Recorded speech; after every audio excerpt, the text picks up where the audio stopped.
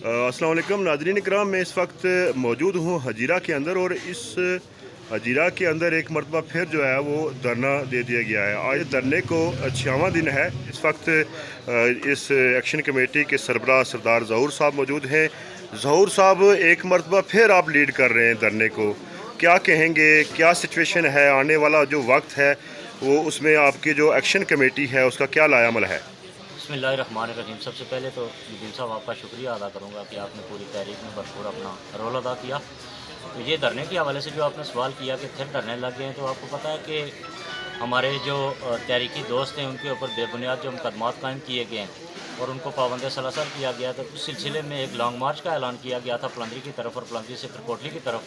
तो कोटली जाके वहाँ 2 दिन धरना दिया गया और उस धरने के बाद जो है ना वहाँ जो आगे का लाए अमल दिया गया है वो यही दिया गया है कि ये जो कोटली का धरना है इसको मीरपुर में और तड़खाल में शिफ्ट किया जाता है। तो उस सिलसिले में जब हमने देखा कि अगर कोटली और क्या नाम है तड़खाल के अंदर और मीरपुर के अंदर अगर धरने दिए जाएँ तो मैं समझता हूँ कि फिर हमें भी जो है ना धरना देना चाहिए। तो उसी सिलसिले में जो है ना हमने यहाँ पे धरना दिया हुआ है और ये धरने देने का मकसद ये है कि हमारे जो चार्टर ऑफ डिमांड के मुताबिक जो मंजूरशुदा मुतालबात हैं उनके ऊपर अमल किया जाए और हमारे जो असीरान हैं उनको जो है ना गैर मशरूत रहा किया जाए। और उसके आगे का जो लायामल है, आपको पता है कि 25 तारीख को जो है ना हमारी जॉइंट अवामी एक्शन कमेटी ने डेडलाइन दी हुई है कि 25 तारीख तक हमारे ये सारे मामला हल करो। अगर नहीं करेंगे तो 27 तारीख को पूंछ डिवीजन के तमाम जो है ना काफिले एंट्री पॉइंट की तरफ पुरअमन मार्च करेंगे और वहाँ जाके धरने देंगे।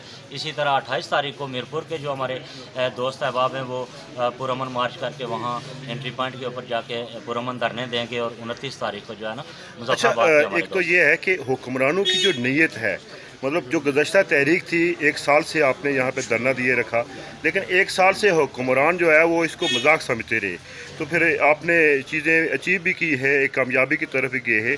तो क्या समझते हैं, अभी भी हुक्मरान इसको मजाक समझ रहे हैं या संजीदा ले रहे हैं? देखिए ना, शुरू से जब ये तहरीक, आज मैं समझता हूँ कि 1 साल से ज़्यादा अरसा हो चुका है इस तहरीक को, और इस तहरीक के दौरान मैं समझता हूँ कि जो हमारे हुक्मरान हैं उन्होंने इस तहरीक को या इन धरनों को, इन प्रोटेस्ट को संजीदगी से नहीं लिया।